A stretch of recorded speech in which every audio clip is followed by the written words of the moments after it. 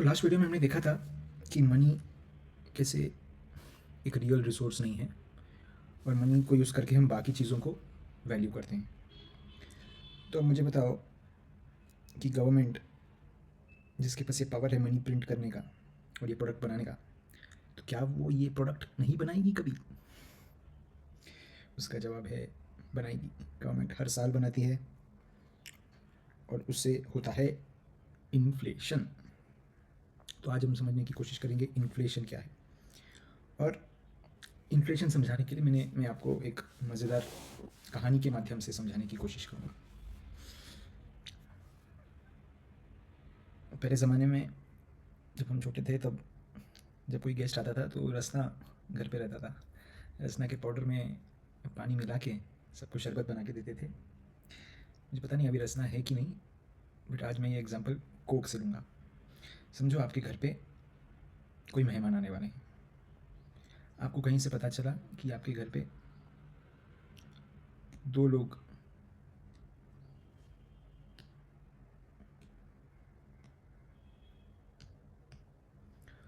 आने वाले हैं।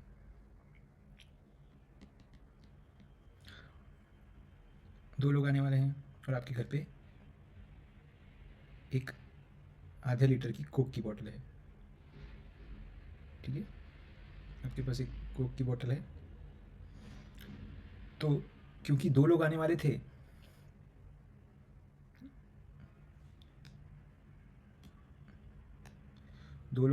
तो आपने दो ग्लास निकाला और उसमें कोक भर दिया। Simple right? दो लोगों के लिए दो कोक और पूरा खाली कर दिया। अब ये इसमें बचा नहीं है कोक और सारा कोक इन दोनों के ये ग्लास 1 में और ग्लास 2 में चला गया। अभी आने वाले थे दो लोग, बट आपने जब दरवाज़ा खोला तब एक्चुअली 4 लोग आ गए। अब क्या करें? तो आपने दिमाग लगाया, एक काम करता हूँ, अभी मैं कोक लेने तो नहीं जा सकता, बहुत लेट हो जाएगा। तो मेरे पास मैं दो और ग्लास लगा देता हूँ। ये पहला दो ग्लास था और दो ग्लास लगा दिया मैंने और इसमें कोक भर दिया।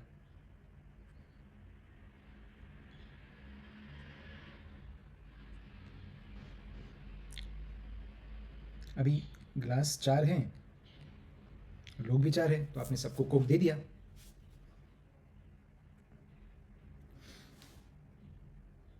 तो सबको कोक मिल गया।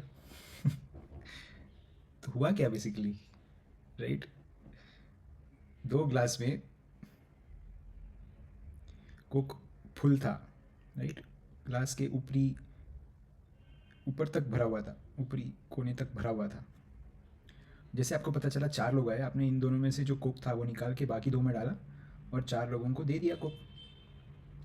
तो दो ग्लास से 4 ग्लास हो गया, और उनके अंदर की जो कोक की मात्रा थी वो कम हो गई। ठीक है, कोक की मात्रा कम हो गई, बट ग्लास 4 हो गया क्योंकि 4 लोग थे। इसे कहते हैं इन्फ्लेशन। मैंने दो ग्लास को 4 ग्लास में कन्वर्ट किया ताकि मैं 4 लोगों को वही ड्रिंक सर्व कर पाऊँ, बट सबके हिस्से में कोक की मात्रा कम हो गई। देखने पर लगेगा कि ये 2 ग्लास था और वो 4 ग्लास हो गया, 2 का 4 ग्लास कर दिया किसी ने, तो कोई बोलेगा ये तो ग्रोथ हो गया, बट एक्चुअल में कोक की मात्रा कम हुई है, ग्रोथ नहीं हुआ है।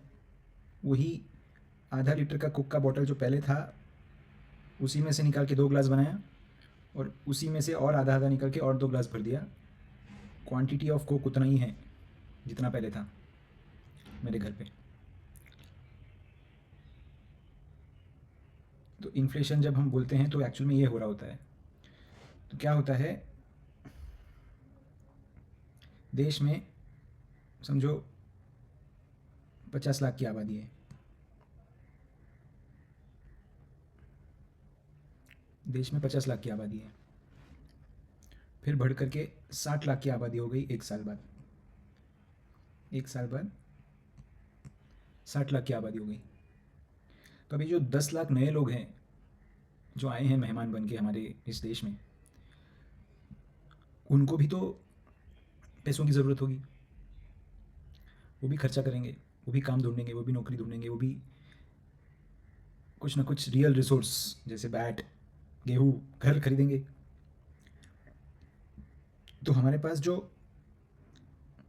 पहले पैसा था, समझो देश में 500 करोड़ था जो 50 लाख की आबादी थी, तब 500 करोड़ था पैसा। और जब 60 लाख हो गया तो हमने, कंट्री ने 600 करोड़ का पैसा मार्केट में डाल दिया।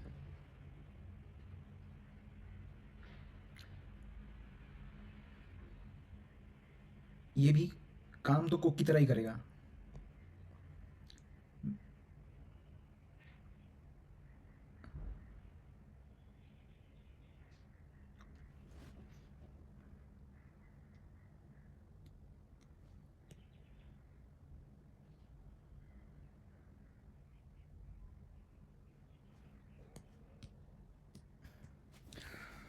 तो इसे कहते हैं इन्फ्लेशन। तो इससे हमें क्या हुआ कि हमारे पास जो कोक थी ½ लीटर की, जो पहले 2 लोग को जा रही थी, अभी वो 4 लोग को जा रही है।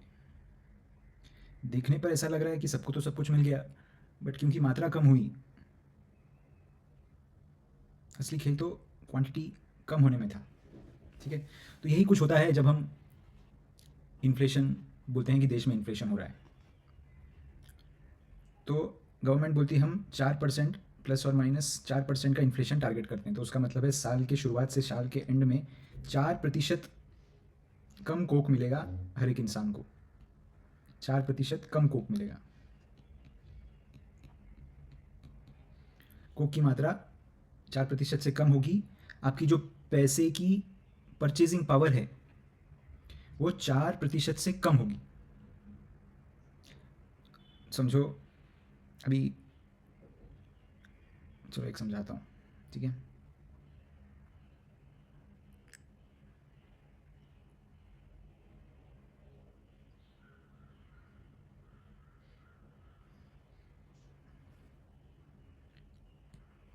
परचेजिंग पावर ऑफ मनी, जब आप इन्फ्लेशन समझते हो तो आपको परचेजिंग पावर ऑफ मनी भी समझनी पड़ेगी। समझो आपके पास 10 रुपये हैं और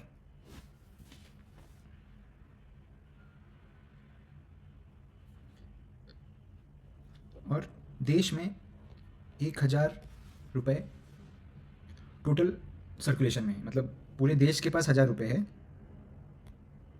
और आपके पास 10 रुपये। तो आपका जो पावर हुआ, मतलब परचेजिंग पावर, आपकी शक्ति कितनी की हुई? 10 डिवाइड बाई 1000 तो 0.01 यूनिट्स। तो आपका जो परचेजिंग पावर है वो 0.01 यूनिट्स का है। तो आपकी जो पावर है वो 0.01 यूनिट्स है। जैसे पॉपुलेशन इंक्रीज होती है, जैसे ज़्यादा लोग आए थे यहाँ पे घर पे मेहमान बन के, वैसे हमारे देश में भी नए नए लोग आते हैं। जैसे पॉपुलेशन इंक्रीज होता है, कंट्री का जो मनी सप्लाई है वो बढ़ा देती है। तो 1000 से समझो मनी सप्लाई कंट्री ने 2000 कर दिया और 1000 रुपये के नोट छाप दिए और देश में बांट दिया। बट आपके पास तो 10 ही रुपया था। तो जब मैं परचेजिंग पावर फिर से कैलकुलेट करूँ तो ये मेरे पास जो पैसा था और ये कंट्री में जो पैसे सर्कुलेट हो रहे हैं, तो ये हो गया 0.005 यूनिट्स। तो मेरे पास 0.01 जब 1000 रुपये सर्कुलेशन में था, बट जैसे ही 2000 सर्कुलेशन में आया मेरा यूनिट कम हो गया 0.005। तो बेसिकली मुझे कम कोक मिला।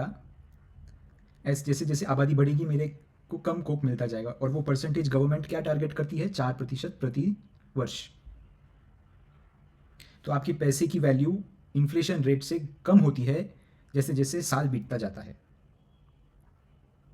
तो आपने अभी देखा एक एग्जाम्पल से कि जैसे ही गवर्नमेंट या कंट्री में मनी सप्लाई को गवर्नमेंट ने बढ़ा दिया, आपका जो परचेजिंग, आपका जो पैसा था उसका परचेजिंग पावर कम हुआ, और परचेजिंग पावर कम होने से आपको आपको जो भी सामान खरीदना है, जैसे बैट खरीदना है या फिर घर खरीदना है या फिर गेहूँ खरीदना है या फिर दूध का पैकेट खरीदना है, इन सब का रेट बढ़ जाएगा। तो ये जो अगर 150 में मिलता था तो अभी 160 में मिलने लगेगा। अगर 10 लाख में मिलता तो 12 लाख में मिलेगा। गेहूँ की कीमत अगर 50 रुपये किलो थी तो अभी 60 रुपये किलो हो जाएगी। और दूध की कीमत अगर 40 रुपये थी तो अभी 45 रुपीज़ हो जाएगी। तो इस तरह आपका परचेजिंग पावर कम होने से आपकी रोज़मर्रा की चीज़ों की का दाम बढ़ जाता है। वैसे ही जैसे ग्लास तो बढ़ गया बट कोक कम मिला, वैसे ही दाम तो बढ़ गया बट आपका परचेजिंग पावर है जो कम हुआ है। तो इस तरह से इन्फ्लेशन काम करता है और हमारे पैसे की वैल्यू को हर साल कम करता रहता है।